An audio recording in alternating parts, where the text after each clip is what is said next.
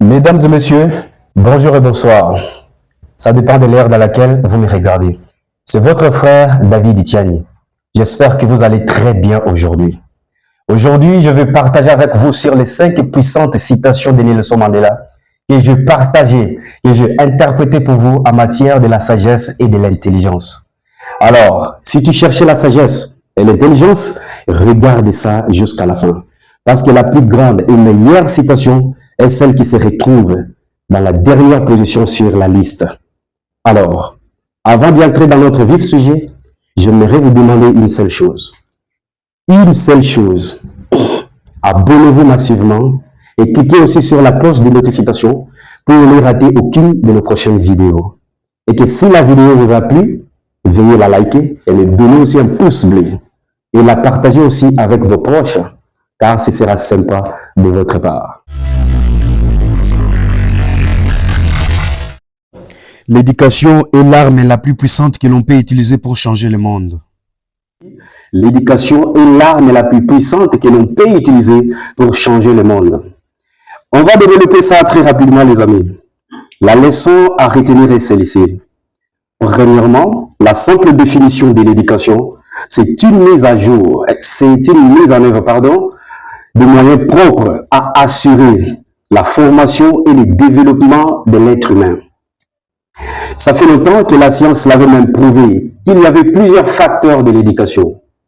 Nous avons l'éducation maternelle, c'est celle que nous recevons chez nos parents. Nous avons l'éducation spirituelle, c'est celle que nous recevons dans l'église, dans la religion. Nous avons aussi l'éducation scientifique, c'est celle que nous recevons à l'école. Si vous connaissez d'autres facteurs de l'éducation que je n'ai pas mentionnés, veuillez me les décrire dans les commentaires. Je serai ravi de les lire et de les partager avec nos abonnés. Alors, si l'homme n'est pas éduqué, cela a des énormes conséquences sur sa vie. Nous allons voir cela. Juste une petite anecdote archaïque. Pendant que je grandissais, quand je grandissais dans ma marche enfantine, j'avais des amis qui n'avaient point reçu du tout aucune éducation sur aucun niveau. Ni l'éducation maternelle, ni l'éducation spirituelle, ni l'éducation scientifique. Alors, aujourd'hui, je peux voir combien cela a eu des conséquences sur leur propre vie. Vous savez pourquoi l'éducation est très importante? Parce que l'éducation est un droit fondamental. Elle est aussi définie comme un puissant vecteur de développement et de la civilisation. Parce que l'éducation transmet à l'homme des compétences, des valeurs, des talents, des substances, de subsistance et des aptitudes. Et voilà pourquoi combien l'éducation est très importante pour l'être humain. L'arme puissante contre les soucis est notre habilité de choisir une pensée de l'autre pensée. Numéro 2. L'arme puissante contre les soucis est notre habilité de choisir une pensée de l'autre pensée. C'est très simple. Le souci est une préoccupation inquiète à propos de quelqu'un ou de quelque chose. Vous savez, le souci est l'un des venens nuisibles de l'homme. Il est même les sources de plusieurs maladies dans notre monde et l'entrave de la marche de plusieurs mécanismes dans notre univers. Le souci n'est pas une bonne chose. La médecine l'avait même prouvé qu'il y a plusieurs maladies causées par les soucis, mais qui seront soignées que lorsqu'on arrêtera de se faire les soucis. Bien évidemment, les soucis est un phénomène naturel. Les soucis est souvent causé par des déceptions, par des difficultés, par des échecs et par les épreuves de la vie. Alors, comment faire pour s'en sortir à chaque fois que nous serons confrontés à cette difficulté? La solution est très simple. Nicolas Sarkozy a un jour dit, la vie, elle nous passe dessus comme un rouleau compresseur, muni des difficultés et des épreuves. Nous avons deux choix. Nous avons deux choix ou une solution seulement. Soit les épreuves et les difficultés nous tuent, soit elles le changent. Donc c'est une question du choix. Si vous choisissez qu'elles vous changent, elles vous changeront. Si vous choisirez qu'elles vous tuent, elles vous tueront. Tout dépend de l'attitude que vous apporterez sur les épreuves de la vie, les échecs et autres. Mais plutôt, ces choses ne sont pas mauvaises contre nous. Ces choses sont les éléments qui nous façonnent, qui nous changent, qui nous transforment. Alors, c'est juste notre attitude face aux déceptions de la vie, aux difficultés, aux échecs. C'est celle qui change. Que cela puisse être des venin contre nous. Alors, faisons le choix d'être un optimiste au lieu d'être un pessimiste. Qui est un optimiste? Un optimiste, c'est quelqu'un qui regarde la vie toujours dans la bonne voie, dans la bonne direction, d'un bon côté. Tandis qu'un pessimiste, lui voit toujours les problèmes dans tout ce qui lui arrive. Vous voyez, c'est ça la différence. C'est un choix. Si vous faites votre choix, je pense que vous vous en sortirez très bien et les soucis ne nous détruiront pas. La plus grande victoire dans la vie ne réside pas dans le fait de ne jamais tomber, mais plutôt dans le fait de se relever à chaque chute. Numéro 3.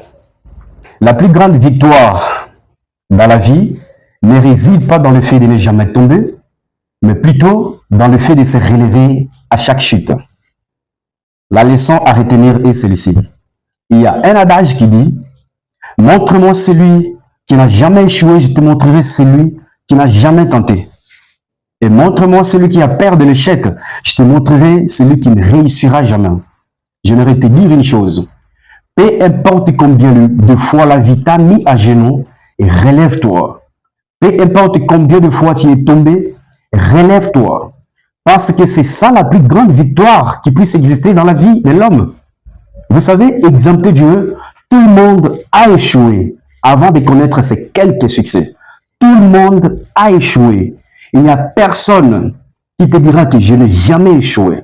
Tout le monde a déjà échoué dans la vie. Pour moi, échouer ou tomber n'est pas un problème. Mais ne pas se relever après avoir tombé, voilà une autre forme de malédiction et un grand échec qui puisse exister dans la vie de l'homme.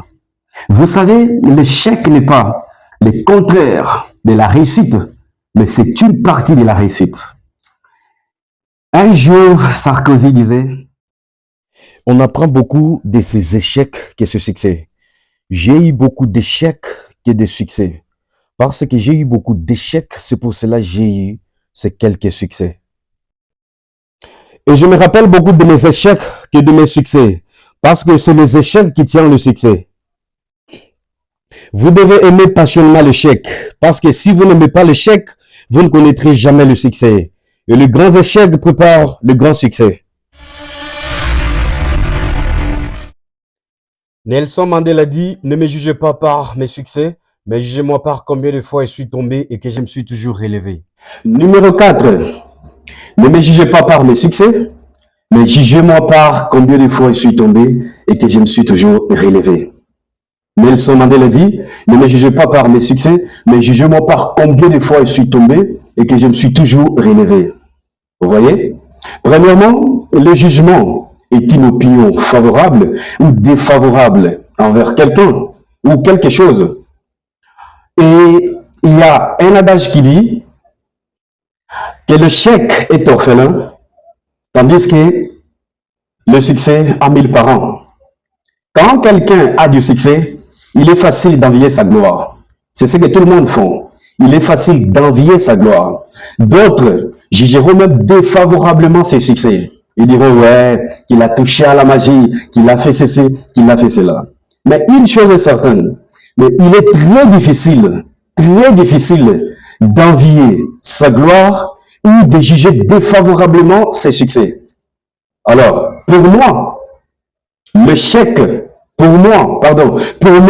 succès est une sommation d'épreuves et des échecs. C'est bien un paquet de douleurs embellies de l'or. Alors, voilà comment juger les tops d'une personne. Je voulais dire comment juger les succès d'une personne. Vous voyez? Numéro 5.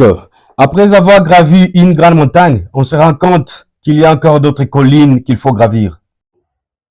La citation que j'ai beaucoup aimée est celle-ci. Après avoir gravi une grande montagne, on se rend compte qu'il y a encore d'autres collines à gravir. La leçon à retenir est celle-ci. Vous savez, la vie, je la définis d'abord comme une bataille permanente pour tout notre pèlerinage terrestre. C'est très simple à comprendre. Imaginez que vous êtes en train de gravir une grande montagne. Vous pensez que le repos se trouve au sommet de la montagne. C'est déjà un échec. Parce que cette montagne-là représente votre projet ou votre rêve le plus fou, quel qu'il soit. Une fois au sommet de la montagne, vous découvrirez qu'il y a encore d'autres collines à gravir. Alors, dis-moi dans les commentaires, j'ai une question pour toi. Dis-moi dans les commentaires, êtes-vous une personne qui aime abandonner devant les épreuves de la vie? Soit vous êtes une personne qui aime affronter les épreuves de la vie. Veuillez me laisser la réponse dans les commentaires. Je serai ravi de les lire. Ce serait sympa. Alors, lorsque vous serez sur la montagne, vous découvrirez encore qu'il y a encore d'autres collines qu'il faut gravir. Pendant que dans votre pensée, vous aviez dit, lorsque je serai au sommet de la montagne, alors c'est là que se trouvera le repos. C'est déjà l'échec total. C'est déjà l'échec parce que la vie, ça n'a jamais fini. Parce que la vie est une longue succession de preuves pour tout notre pèlerinage terrestre. Après une preuve surmontée, viendra encore une autre preuve. Après un projet accompli, viendra encore un autre projet. Quoi que vous ferez, ça n'a jamais fini. Parce que la vie est une longue succession de preuves pour tout notre pèlerinage terrestre. Alors, mesdames et messieurs, voici la fin de notre vidéo. C'était plus qu'un grand privilège pour moi de partager avec vous sur ces 5 puissantes citations de Nelson Mandela. Je vais m'arrêter sur ces 5 citations. Pourquoi? Parce que c'est une vidéo YouTube. Il y en a encore beaucoup d'autres qui sont nombreux. Si un jour j'ai trouvé encore du temps de vous interpréter encore d'autres puissantes citations de Nelson Mandela, je serai encore ravi de me présenter encore dans vos écrans, dans vos téléphones pour vous présenter ceci. Parce que notre chaîne, notre but, c'est vous accompagner à devenir la meilleure version de vous-même. Alors, si la vidéo vous a plu, vous connaissez l'affaire. Donnez-moi un pouce bleu et veuillez aussi la partager. Ce sera sympa de votre part. Merci.